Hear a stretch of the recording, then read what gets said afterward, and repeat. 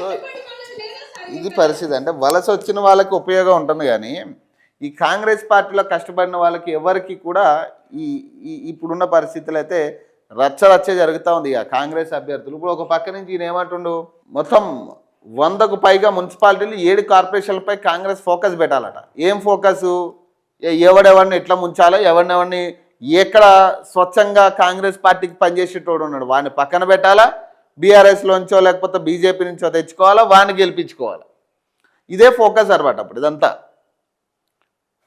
ఇప్పుడు ఆయన చెప్పేది ఇదే కదా. ఇప్పుడు 80% మాకు అనుకూలంగా ఉంది అని చెప్పి ముఖ్యమంత్రి గారు నిన్న స్టేట్మెంట్ ఇచ్చింది కదా. మరి 80% అనుకూలంగా ఉంటే ఇవన్నీ ఎందుకు? ఇక ఈ పంచాయతీలను ఎందుకు?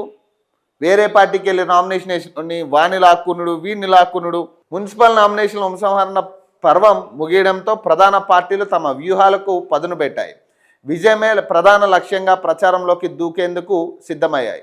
100కు పైగా మున్సిపాలిటీలు 7 కార్పొరేషన్లను కైవసం చేసుకోవాలని కాంగ్రెస్ టార్గెట్గా పెట్టుకున్నది. దీనిపై ఇప్పటికే సీఎం రేవంత్ రెడ్డి మంత్రులకు ఎలక్షన్ స్ట్రాటజీపై దిశానిర్దేశం చేసిరట. ఈ ఎలక్షన్ స్ట్రాటజీ ఏముంటుంది ఇందులో?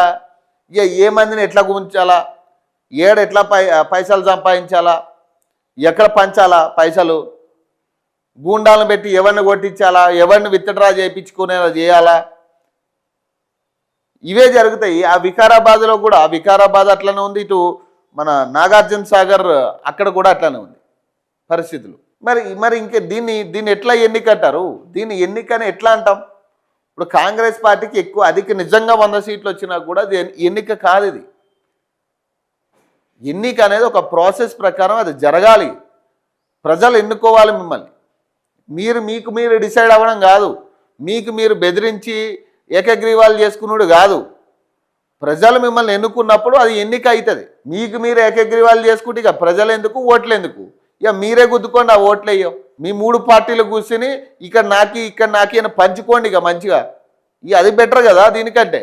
ఒక ఎన్నిక చక్కగా పెట్టట్లే. జూబ్లీహిల్స్ ఎన్నికల్లో కూడా ఇదే పంచాయతీ, మన సర్పంచ్ ఎన్నికల్లో కూడా ఇదే పంచాయతీ. ఏకగ్రీవాల మీదే ఫోకస్ చేసి పైసలు పంచిపెట్టి ఈ అవతల వాడిని విత్డ్రా చేసుకునేటట్టు చేసి వీళ్ళు బయటపడ్డారు. ఇప్పుడు అదే స్ట్రాటజీ పెడుతున్నారు. ఇప్పుడు అది ఆయన చెప్తుండే సీఎం రేవంత్ రెడ్డి మంత్రులకు ఎలక్షన్ స్ట్రాటజీపై దిశానిర్దేశం అట. ఏం స్ట్రాటజీ? ఇదే స్ట్రాటజీ. ఇంతకు మించి స్ట్రాటజీ ఏముండదు.